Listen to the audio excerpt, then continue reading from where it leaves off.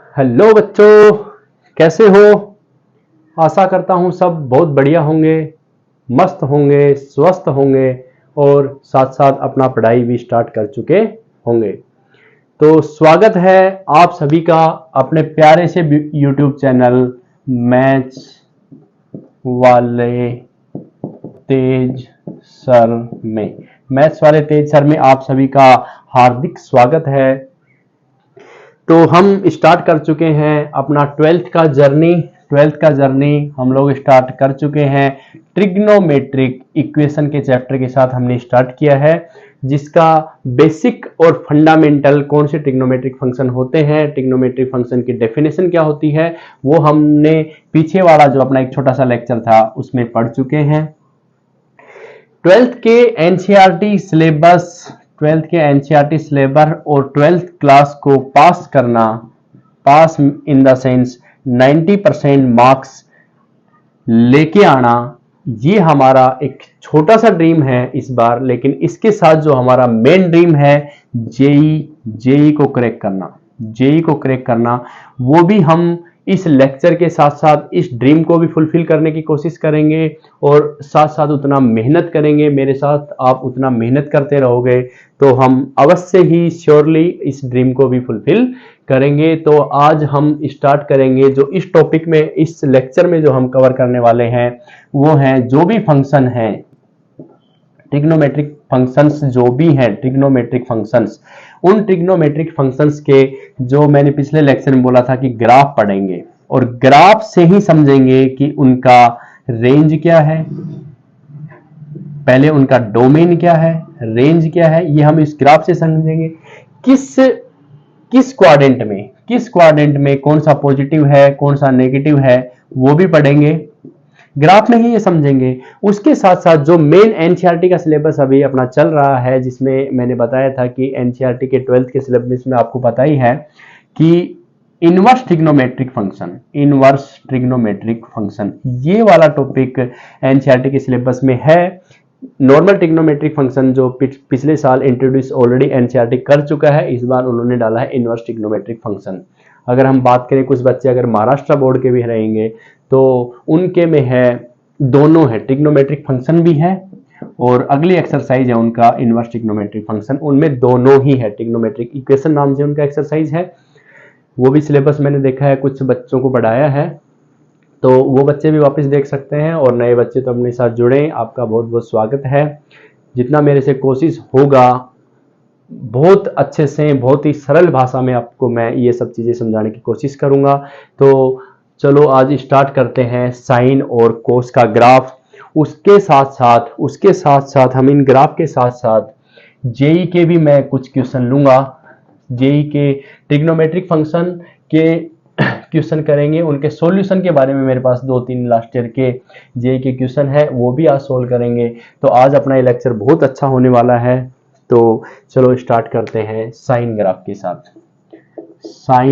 साथ हम लोग आज ये स्टार्ट करेंगे। तो साइन ग्राफ शुरू करने से पहले एक बार मैं छोटा सा उसका 10th लेवल का, जो हम साइन कोई भी ट्रिग्नोमेट्रिक फंक्शन होता है उसके साथ एक एंगल होता है जिसको हम जनरली थीटा से डिनोट करते हैं। आप और भी किसी लेटर से डिनोट कर सकते हो, लेकिन ये हम लोग जनरली थीटा से करते हैं, तो मैंने थीटा लिखा है। तो एक मैं उसका छोटा सा जो वैल्यूज होते हैं, 0 डिग्री, π/6, π/3, π/4, π/3 एंड π/2, ये वाला वैल्यूज राइट कर देता हूं जिससे हम ग्राफ बनाएंगे। तो ये होते हैं 0, 1/2, 1/√2, √3/2 एंड 1, ये साइन का वैल्यू होता है। तो अगर हम बात करें साइन ग्राफ में या साइन वेव जो फिजिक्स में बोला जाता है, तो वो इसका जो डोमेन है, हम बात करेंगे इसके डोमेन की और इसकी रेंज की। तो बताओ इसका डोमेन क्या होता है और इसका रेंज क्या होता है। अगर थीटा हमारे पास वो एंगल है साइन ट्रिग्नोमेट्रिक फंक्शन का, तो उसका डोमेन क्या होगा और उसकी रेंज क्या होगी। तो आपको मैं बताऊं कि इसका जो डोमेन है वो पूरा रियल नंबर होगा। पूरा क्या होगा? r, इसका डोमेन होगा r, मतलब हम कोई भी थीटा पे इसका वैल्यू फाइंड कर सकते हैं, इसका मीनिंग ये होता है। लेकिन किसी भी रियल नंबर के लिए ट्रिग्नोमेट्रिक फंक्शन साइन थीटा है, उसका जो डोमेन है आर, उसके लिए एक रेंज क्या होगा, मतलब किस रेंज पे हमको वो जो थीटा हमने लिया है, किस रेंज से किस रेंज के बीच में हमको वो वैल्यू मिलेगा, उसको हम रेंज कहते हैं। तो वो होता है -1 से 1। क्या होता है? -1 से 1।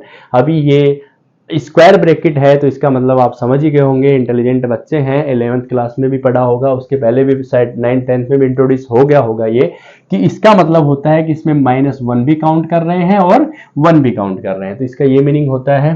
तो चलो आज हम स्टार्ट करते हैं साइन ग्राफ।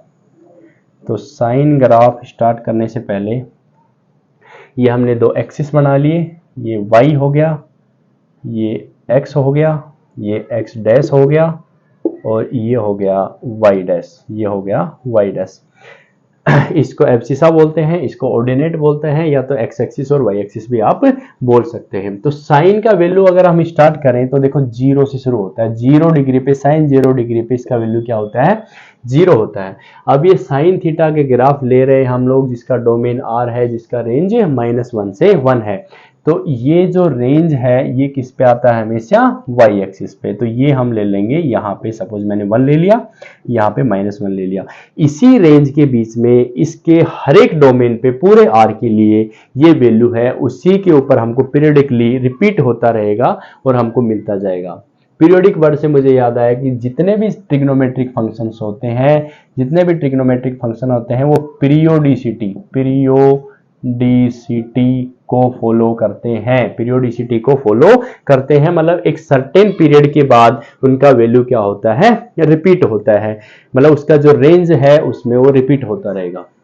तो यहां से अगर हम साइन का ग्राफ बनाए तो 0 से 1, फिर 1 से 0, 0 से 1, 1 से 0 वाला ग्राफ बनेगा। तो हम ग्राफ बनाते हैं। सबसे पहले ये मैंने ग्राफ बनाया, फिर इस साइड भी लेंगे तो ये मैंने ग्राफ बना दिया। अब यहाँ देखो ये जो है ये -1 एक्चुअली यहाँ आ जाएगा, थोड़ा सा मैं इसको ऊपर कर देता हूँ, ये -1 आ गया, +1 थोड़ा सा इसको नीचे कर लेते हैं, ये यहाँ आ गया +1। अब देखो यहाँ सबसे मैक्सिमम वैल्यू है 1 और ये मिनिमम वैल्यू है -1, तो ये कहाँ कहाँ रहेगा? देखो 0 से π/2, मतलब ये जो है ये 0 ले लिया अगर हमने, तो ये π/2 ये वाला, ये जो पॉइंट होगा इसके नीचे x एक्सिस पे ये पॉइंट रहेगा, ये π/2, इस पे ये वैल्यू क्या रहेगा? मैक्सिमम। और अगेन ये पाई पे वैल्यू क्या हो जाएगा? 0 हो जाएगा। फिर ये 3π/2 पे, 3π/2 यहाँ 3π/2 आएगा, इस पे ये वैल्यू क्या रहेगा? -1, मतलब लोएस्ट वैल्यू रहेगा। उसके बाद 2π पे वैल्यू क्या आ जाएगा? फिर 0 आ जाएगा। उसके बाद में 2π के बाद 5π/2, 5π/2, फिर आ जाएगा 3π और एंड सो ऑन। ये साइन का ग्राफ ऐसे आगे चलता रहेगा, साइन वेव। इसी प्रकार से अगर इधर देखेंगे तो यहाँ हम देखेंगे 0 ही है, फिर ये हो जाएगा हमारा -π/2, यहाँ हो जाएगा -π/2, ये हो जाएगा -π, फिर ये हो जाएगा 3π/2, ये क्या हो जाएगा? 3π/2, 3π/2 -3π/2। उसके बाद में ये हो जाएगा -2π एंड सो ऑन। तो ये हमारा जो ग्राफ है ये साइन का ग्राफ है, इसको बोलते हैं साइन ग्राफ। तो इसका जो डोमेन हुआ वो ये हो गया, रेंज ये। अब देखो एक मैं चीज आपको और बताना चाहता हूं जो शायद आपने पढ़ा है, लेकिन उसके पीछे बेसिक फंडामेंटल उसका क्या होता है वो मैं बताता हूं। ये हमारे जो चारों क्वाड्रेंट होते हैं, क्या होते हैं? क्वाड्रेंट। चारों जो क्वाड्रेंट होते हैं, इन क्वाड्रेंट में किस ट्रिग्नोमेट्रिक फंक्शन का वैल्यू पॉजिटिव होता है, किसका नेगेटिव होता है? सबसे पहले तो क्वाड्रेंट कौन से होते हैं, यहाँ से शुरू करते हैं हम लोग। ये फर्स्ट क्वाड्रेंट, ये सेकंड क्वाड्रेंट, ये थर्ड क्वाड्रेंट और ये फोर्थ क्वाड्रेंट। इन क्वाड्रेंट का मतलब होता है कि ये यहाँ अगर हम 0 डिग्री से स्टार्ट करते हैं, ये मान लो हमारा 0 डिग्री है, ठीक है, ये 0 डिग्री, तो ये हो गया कितना? ये 0 डिग्री, ये हो गया π/2, ये हो गया 3π/2 और ये हो गया 2π। ये मतलब एक 360 के एंगल को ही हम लोग क्वाड्रेंट बोलते हैं, जिसको हमने क्वाड्रेंट का मीनिंग हो गया 4 भागों में हमने इसको ब्रेक कर रखा है। तो किस क्वाड्रेंट में ये कौन सा होता है? अब देखो, अब हम क्वाड्रेंट में साइन का वैल्यू किस क्वाड्रेंट में क्या रहेगा इस ग्राफ से समझेंगे। देखो अगर हम ये क्वाड्रेंट को डिनोट करते हैं तो ये क्वाड्रेंट 0 से 2π तक रहता है, 0 से क्या रहता है? 2π, 0 फिर 90, 180, 270 एंड 2π एंड 360। तो यहाँ हम इसको यहाँ से डिनोट करेंगे, कैसे होता है? ये देखो फर्स्ट क्वाड्रेंट मतलब π/2, ये हो गया π/2, सेकंड क्वाड्रेंट ये हो गया, थर्ड क्वाड्रेंट ये हो गया और फोर्थ क्वाड्रेंट ये हो गया। मतलब यही अपने चारों क्वाड्रेंट है और ये पहला क्वाड्रेंट ये हो गया, ये फर्स्ट क्वाड्रेंट, ये सेकंड क्वाड्रेंट, ये थर्ड क्वाड्रेंट और ये क्या हो जाता है फोर्थ क्वाड्रेंट। इसी को क्वाड्रेंट है। 0 से 2 पाई में जो एंगल पे जो जो वैल्यू है वो वैल्यू किस में पॉजिटिव है किस में नेगेटिव है ये हम इस ग्राफ से समझेंगे। तो देखो सबसे पहले यहाँ पे अगर हम फर्स्ट क्वाड्रेंट की बात करें तो ये जो वैल्यू है ये फर्स्ट क्वाड्रेंट का है। तो ये वैल्यू क्या है, देखो एक्सिस में क्या है, ऊपर की तरफ है, वाई की तरफ है, वाई एक्सिस की तरफ है, ना कि वाई डैश की तरफ। तो ये वाला हो गया हमारा पॉजिटिव, साइन के लिए बना रहे हैं हम लोग, साइन थीटा के लिए बना रहे हैं। तो फर्स्ट क्वाड्रेंट में साइन थीटा क्या रहेगा, पॉजिटिव रहेगा। अब सेकंड क्वाड्रेंट की बात करो, अब यहां से ये पाई बाई 2 से हमने शुरू किया, ये वापस कहां आ गए, पाई पे, लेकिन फिर भी हम किस में रहे, पॉजिटिव में रही। तो सेकंड क्वाड्रेंट में भी क्या हो जाएगा, पॉजिटिव। इसके बाद हम बात करते हैं थर्ड क्वाड्रेंट। थर्ड क्वाड्रेंट देखो 3 पाई बाई 2, सॉरी गलत लिख दिया, ये हो गया पाई, ये हो गया 3 पाई बाई 2 और ये हाँ ये हो गया 2 पाई, ये 2 पाई ठीक है। तो फर्स्ट क्वाड्रेंट हो गया, सेकंड क्वाड्रेंट हो गया, third quadrant pi to 3 pi by 2, ये पाई टू 3 पाई बाई 2, ये वाला थर्ड क्वाड्रेंट है। इसमें देखो ये वैल्यू हमारा यहां से यहां आ रहा है, ये यहाँ आ रहा है। तो ये किधर है, देखो एक्सिस के नीचे है, वाई डैश की तरफ है, तो ये क्या है माइनस, तो ये हमारा हो गया माइनस, ये प्लस रहा, ये प्लस रहा, ये माइनस हो गया। फोर्थ क्वाड्रेंट में अगर 3 पाई बाई 2 से अपन 2 पाई की तरफ चलेंगे तो भी हमारा ये क्या है, देखो ये माइनस ही है, ये भी क्या है माइनस है। तो फोर्थ क्वाड्रेंट में क्या होता है, माइनस होता है। तो साइन ग्राफ के बारे में आपने अच्छे से पढ़ा है कि साइन का कैसे होता है ग्राफ कैसे आता है और इसमें किस क्वाड्रेंट में प्लस होता है, किस में माइनस होता है, क्या डोमेन होता है, क्या इसकी रेंज होती है, ये हमने साइन के बारे में पढ़ा है। इसके बाद हम साइन, मैं इनवर्स के ग्राफ बाद में बताऊंगा, इसके पहले हम लोग इसी ग्राफ में देखो, मैं कोस का ग्राफ और बनाता हूं। ये हो गया हमारा साइन ग्राफ हो गया, साइन थीटा का ग्राफ हो गया। इसी कोऑर्डिनेट में मैं आपको कोस का ग्राफ और बनाऊंगा। देखो कोस का वैल्यू मैं अगर यहाँ पे लिखूं, ये हो गया साइन थीटा, अगर ये मैं लिख देता हूँ यहाँ कोस थीटा, तो ये हो गया 1, ये हो गया √3/2, ये हो गया 1/√2 और ये हो गया 1/2 एंड ये हो गया 0। ये कोस के वैल्यूज होते हैं। तो इससे हमको क्या पता चला कि कोस है वो इसके π/2 प्लस रहता है हमेशा या माइनस रहता है। तो यहाँ से देखो 0 है, ये 1 है, मतलब जो हमारा स्टार्टिंग पॉइंट यहाँ पहले 0 था ये इस बार यहाँ हो गया, यहाँ हो गया, मतलब ये ग्राफ कैसे आ जाएगा, ये ऐसे है, 0 से 1 गया था, ये 1 से 0 आ गया, 0 से 1 गया था, ये 1 से क्या आ गया, 0 आ गया। फिर उसके बाद में ये इस पॉइंट पे, ये 0 से 1 गया, ये 1 से 0 आ गया, फिर ये इस पॉइंट पे यूं जाएगा, फिर यूं जाएगा, फिर उसके बाद में ये यूं जाएगा, फिर ये 3π/2 भी यूं आ जाएगा, फिर यूं जाएगा, फिर यूं जाएगा, ठीक है, ये ऐसे जाएगा, पॉजिटिव फिर नेगेटिव, फिर पॉजिटिव फिर नेगेटिव, थोड़ा सा ऐसे आई, फिर ऐसे। तो 1 से 0, फिर 0 से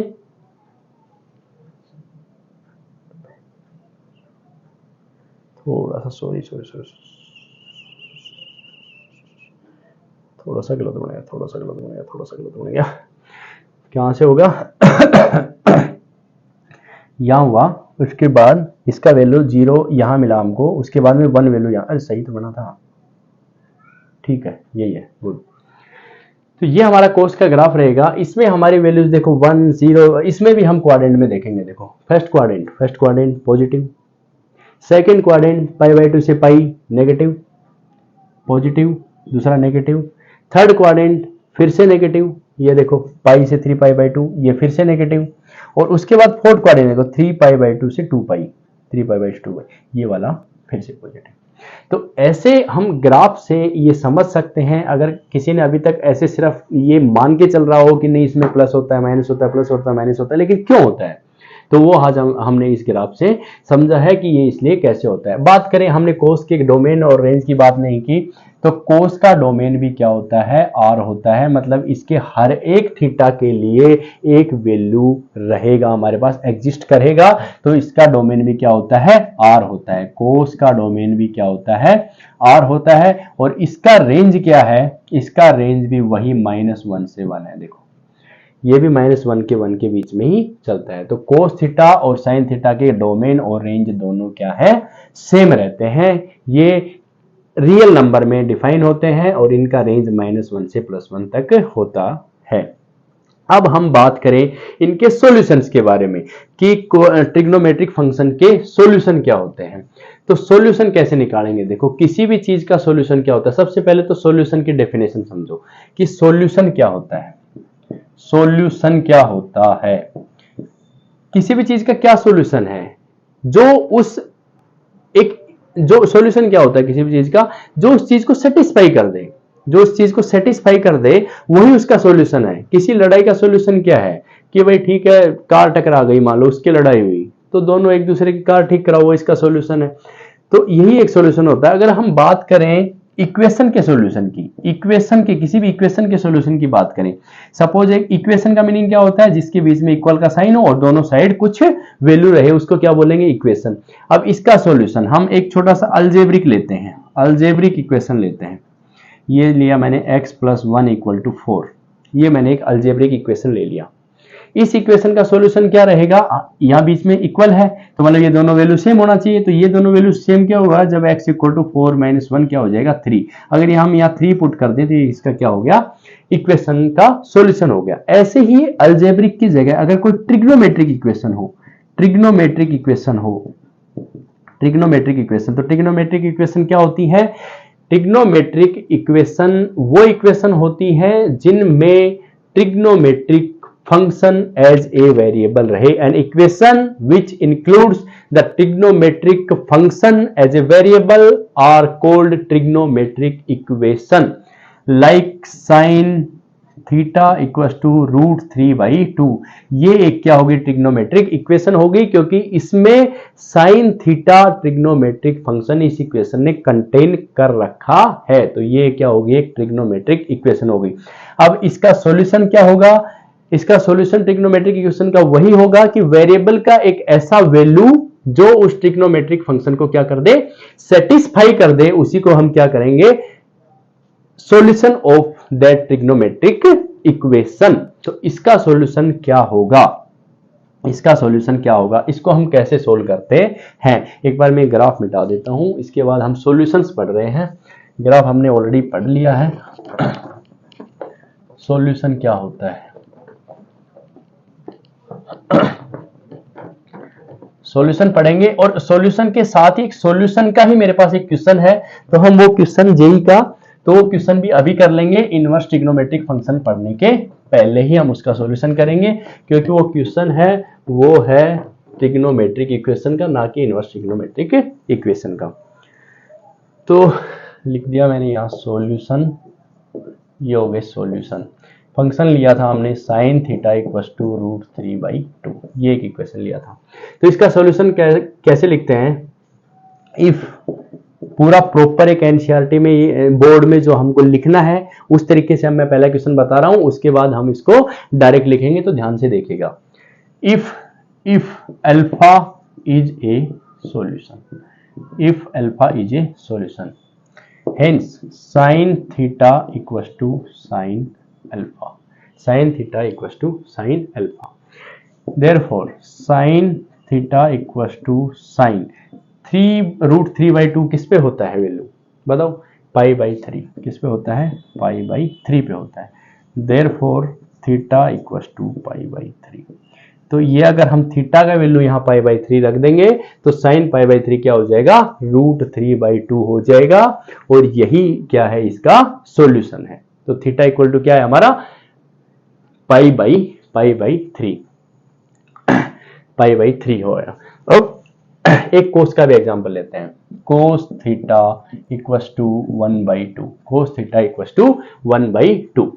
सेम लिखेंगे, if alpha is a solution, if alpha is a solution, hence cos theta = cos alpha, therefore cos theta = cos, कहाँ होता है ये वैल्यू बताओ, 1/2 कहाँ होता है, वही π/3, सेम π/3 पे ही होता है। तो यहाँ थीटा = क्या आया, π/3। तो ये दोनों क्या है, इन दोनों ट्रिग्नोमेट्रिक इक्वेशन के क्या है, ये इसका सॉल्यूशन है, ये इसका सॉल्यूशन है। अब हम बात करेंगे सॉल्यूशन में भी कुछ वैरायटीज होती हैं, तो उसमें एक होता है दो टाइप के सॉल्यूशन होते हैं ट्रिग्नोमेट्रिक फंक्शन के, जिसमें से पहला होता है प्रिंसिपल सॉल्यूशन, प्रिंसिपल सॉल्यूशन, और एक होता है जनरल सॉल्यूशन, सॉल्यूशन।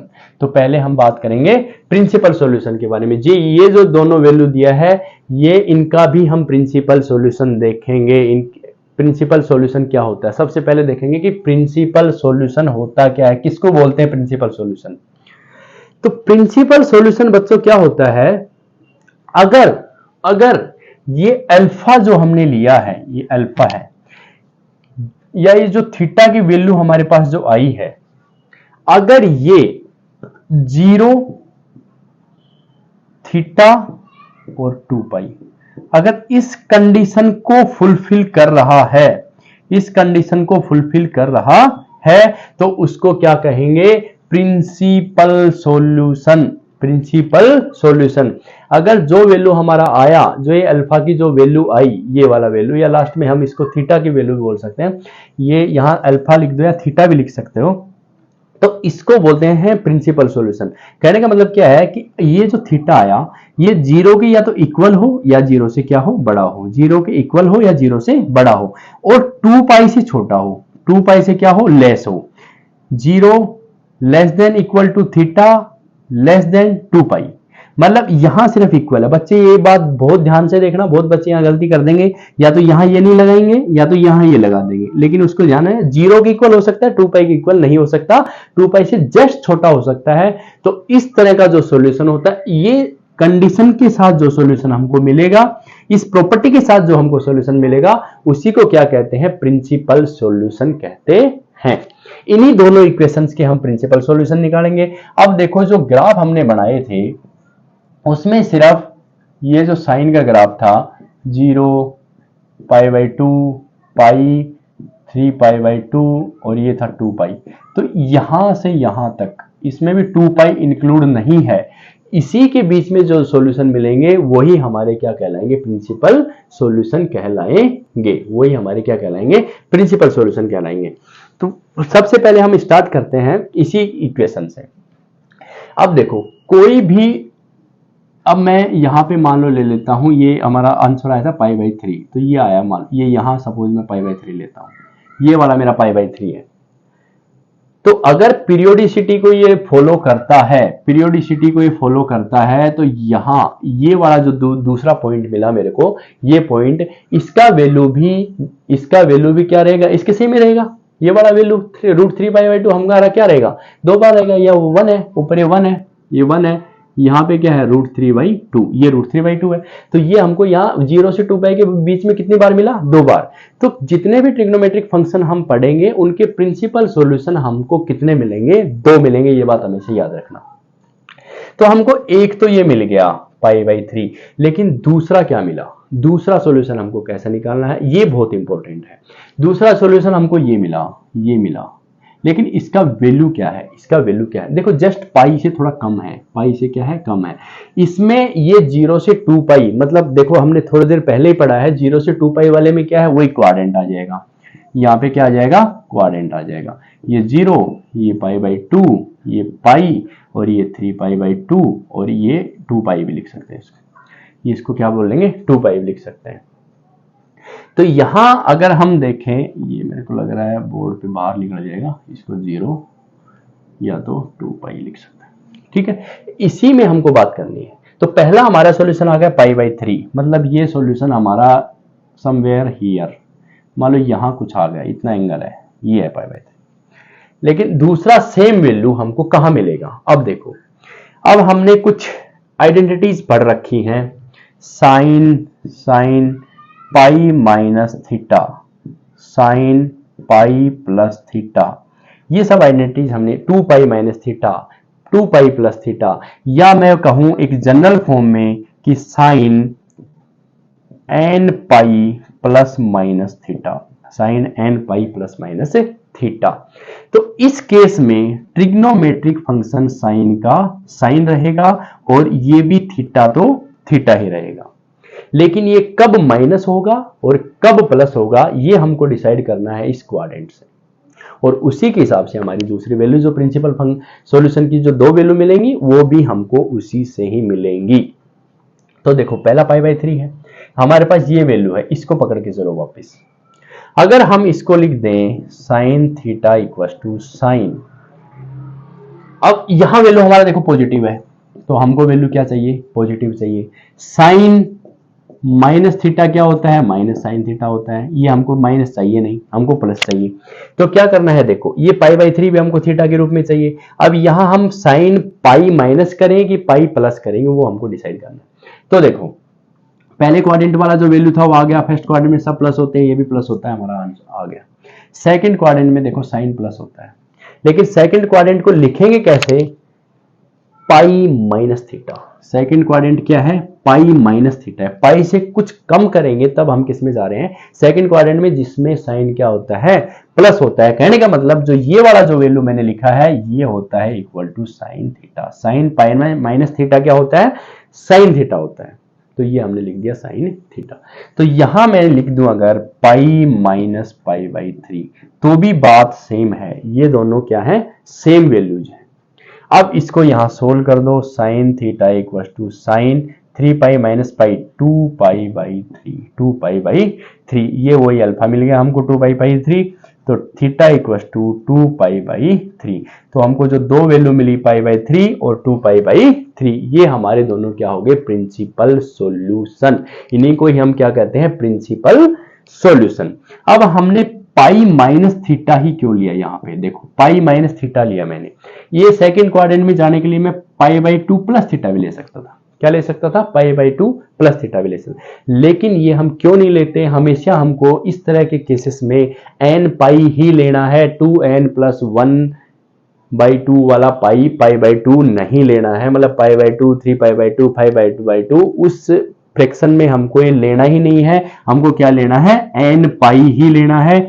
उसका रीजन ये है कि साइन हो या कोस हो या टेन हो, कोसेक हो, सेक हो या कोट हो, ये n पाई प्लस माइनस थीटा में ट्रिग्नोमेट्रिक फंक्शंस चेंज नहीं होते हैं। ये ऐसा आइडेंटिटी है, वो एज इट इज रहते हैं। जबकि π/2 के केस में वो चेंज हो जाते हैं, साइन कोस में हो जाता है, कोस साइन में हो जाता है। तो इस तरह से टेन कोट में हो जाता है, कोट टेन में हो जाता है, सेक कोसेक में चला जाता है, कोसेक सेक में चला जाता है। तो उसको अवॉइड करने के लिए हम क्या करते हैं, यहाँ पे पाई का ही यूज करते हैं। अगर सेकंड क्वाड्रेंट में जाना है तो पाई माइनस थीटा लिखेंगे, थर्ड में जाना है तो पाई प्लस थीटा लिखेंगे, फोर्थ में आना है तो 2π माइनस थीटा लिखेंगे। क्या लिखेंगे, 2π माइनस थीटा। देखो n पाई हो गया, पाई 2π 3π, ये क्या हो गए, n पाई हो गए। तो इसको लिखेंगे 2π माइनस थीटा। और ये क्या हो गया, तो थीटा ही हो गया, या फिर 2π प्लस थीटा भी लिखेंगे अगर जरूरत पड़ा तो इसको। तो ये हो गया। इसके बाद ये तो हो गया साइन का मामला। उसके बाद हम इसके भी सॉल्यूशन निकालेंगे, कोस का भी सॉल्यूशन निकालेंगे। कोस के भी प्रिंसिपल में एक तो आ गया हमारे पास। अब दूसरा अगर मैं इसको लिख दूं कोस थीटा इक्वल टू कोस पाई। अब देखो कोस कहां प्लस होता है, फोर्थ में होता है। फोर्थ को क्या लिखा हमने, 2π माइनस थीटा। क्या लिखा, 2π माइनस थीटा। तो इसको मैं लिख दूंगा 2π माइनस π/3। थीटा तो हमारे पास ये ऑलरेडी चल ही रहा है। तो कोस 2π माइनस थीटा, कोस 2π माइनस थीटा रहेगा कोस थीटा। क्या रहेगा, कोस थीटा। कोस 2π माइनस थीटा हमारे पास रहेगा कोस थीटा। तो ये वैल्यू हो गया cos theta equal to cos 6 minus 5π/3। तो ये जो वैल्यू मिली π/3, 2π/3। हाँ ये भी चेक करना है कि ये दोनों वैल्यू इसके बीच में एग्जिस्ट कर रहा है कि नहीं कर रहा। तो ये π/3 कितना होता है, 60 डिग्री, तो रहेगा इसके बीच में। ये कितना होता है, 2π/3 कितना होता है, 120, तो ये भी इसके बीच में रहेगा।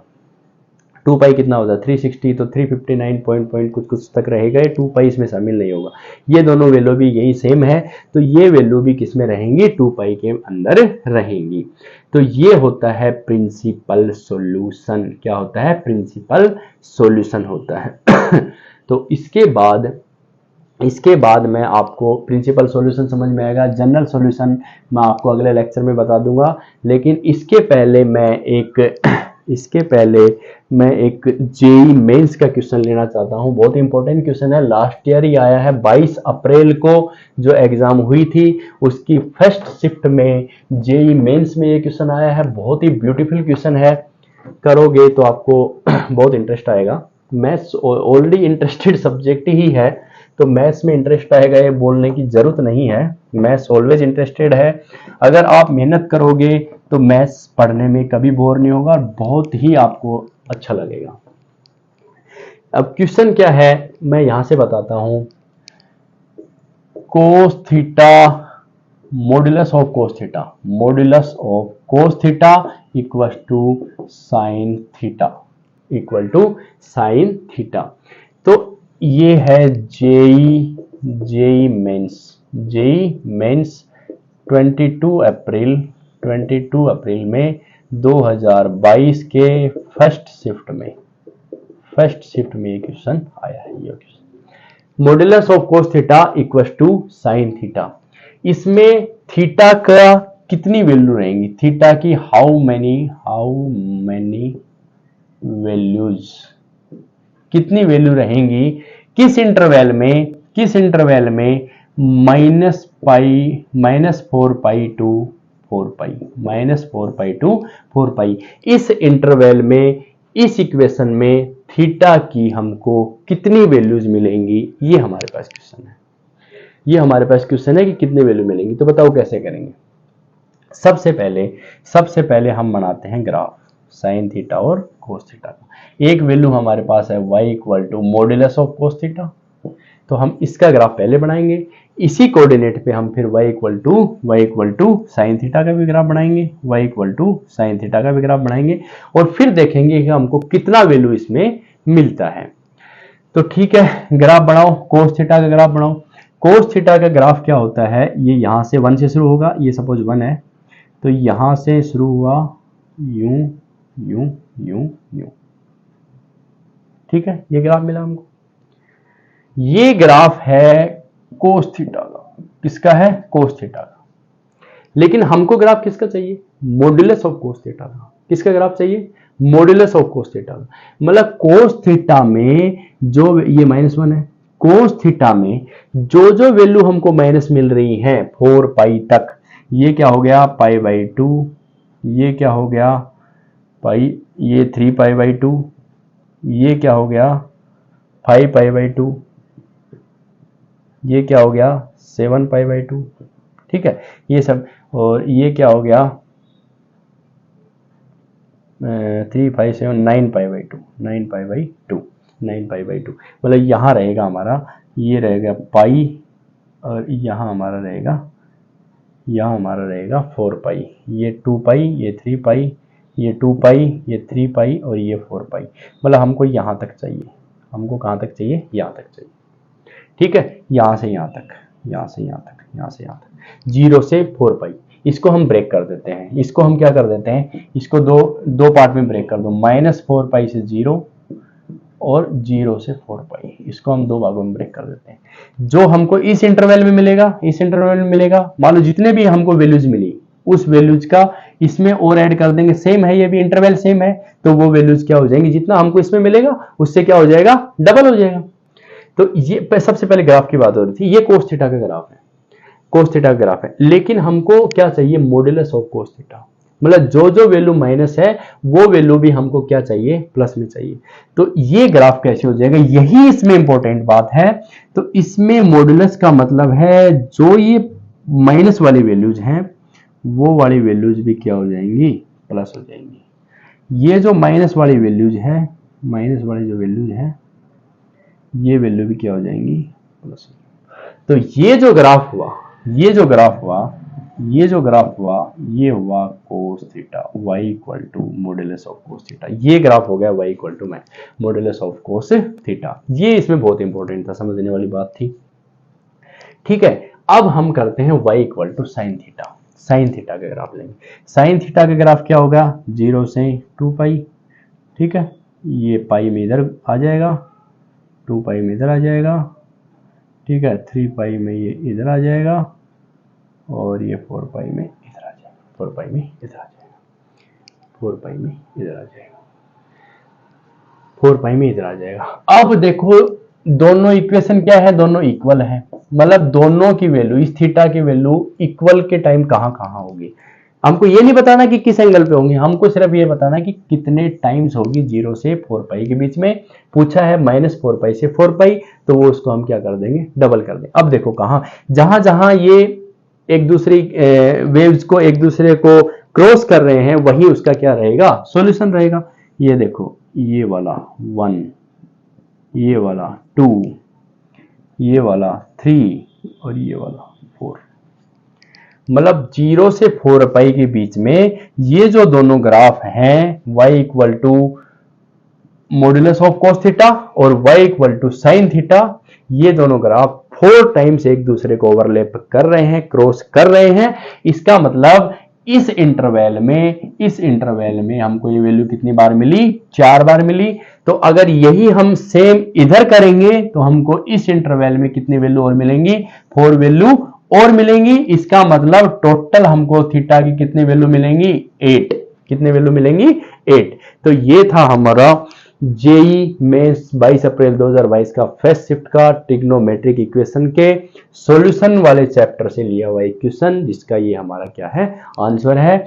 मैं एक बार आपको फिर रिपीट कर देता हूं, as this is the question of JEE. तो एक बार मैं फिर रिपीट करता हूं, क्वेश्चन था modulus of cos theta equal to sine theta. Value equal कब होंगी, जब ये दोनों ट्रिग्नोमेट्रिक फंक्शन इस फॉर्म में हमारे पास होंगे। तो इस इंटरवल में पूछा है क्वेश्चन में -4 पाई से 4 पाई के इंटरवल में कितने हमको सॉल्यूशन इसके मिलेंगे, हाउ मेनी वैल्यू और सॉल्यूशंस हमको मिलेंगे। तो सबसे पहले y equal to modulus of cos theta का ग्राफ बनाओ, y equal to sine theta का ग्राफ बनाओ। इसको दो पार्ट में ब्रेक कर दो, -4 पाई से 0 और 0 से 4 पाई। इसमें दो पार्ट में ब्रेक कर दिया, जिसमें हमने ये पॉजिटिव वाला पार्ट इधर ले लिया, ये हमारा 0 है, ये -1, ये +1, ये हमने ग्राफ बना दिया। एज वी नो कि साइन थीटा और कोस थीटा दोनों का ही जो डोमेन है वो r है, और जो रेंज है वो -1 से 1 है, इसी में रहेगा। तो कोस थीटा का हमने ग्राफ बनाया, 1 से शुरू हुआ, 0 1 0 1 0 1। लेकिन जो यहाँ डॉट डॉट लगा देता हूं मैं, ये जो वैल्यूज थी, ये मॉड्यूलस की वजह से ये वैल्यू कहां शिफ्ट हो गई, ऊपर शिफ्ट हो गई। ये दोनों वैल्यू कहां शिफ्ट हो गई, ऊपर शिफ्ट हो गई। तो इसलिए हमारा जो ये वैल्यू था ये ऊपर चला गया, एक ये जो वैल्यू यहाँ था ये ऊपर चला गया। तो ये ग्राफ हमको ऐसे ऊपर की ऊपर ही मिलता चला गया। फिर साइन का किया, तो साइन का यहां से स्टार्ट हुआ, 0 से स्टार्ट हुआ, फिर वही 0 1 0 1। तो 0 से 4 पाई के केस में हमने देखा कि 1 2 3 और 4 टाइम्स ये जो दोनों वेव्स हैं ग्राफ की, दोनों ये एक दूसरे को ओवरलैप कर रही हैं, इंटरेक्ट कर रही हैं। तो इसके कितने सॉल्यूशन हुए, 4 सॉल्यूशन हुए। किस इंटरवल के लिए, 0 से 4 पाई वाले इंटरवल के लिए। तो इसका डबल कर देंगे, 4 इसके लिए होंगे, तो टोटल हमारे पास क्या होंगे, 8 सॉल्यूशन होंगे। तो बच्चों आज का लेक्चर हम यहीं खत्म करते हैं। इनवर्स ट्रिग्नोमेट्रिक फंक्शन हम अगले लेक्चर में पढ़ेंगे। एज यू नो कि एक लेक्चर बहुत लंबा हो जाता है तो थोड़ा पढ़ने में बोरिंग सा लगता है। तो नेक्स्ट लेक्चर में मैं ये दूसरा वाला लूंगा, जिसमें मैं बोलूंगा आपको साइन इनवर्स थीटा और कोस इनवर्स थीटा। मेरे को सारे इनवर्स थीटा के जो ग्राफ्स हैं वो आपको ऐसे एज इट इज बताने हैं, उसके क्वाड्रेंट बताने हैं, उसके डोमेन बताना है, उसका रेंज बताना है। तो उसके बाद हम सबसे पहले तो उसमें हम अगले लेक्चर में ये देखेंगे कि इनवर्स ट्रिग्नोमेट्रिक फंक्शन एग्जिस्ट भी करते हैं कि नहीं करते हैं, और अगर करते हैं तो क्यों करते हैं, किस इंटरवल में करते हैं, ये हम पढ़ेंगे अगले लेक्चर में। तो thank you all of you to join me and support me, subscribe me, और अगर आपको पसंद आया होगा तो लाइक द वीडियो। आपकी ये जो लाइक और सब्सक्राइब रहेंगे, या जो आपका जो मुझे कह सकते हैं सपोर्ट जो रहेगा, वही मेरा इंस्पिरेशन रहेगा आपको बताने के लिए। और मुझे बहुत ही मैं ऑनर्ड फील करूंगा अगर मुझे ये सपोर्ट आपकी तरफ से मिलता है तो thank you all of you. मिलते हैं अपन नेक्स्ट वीडियो में, बाय।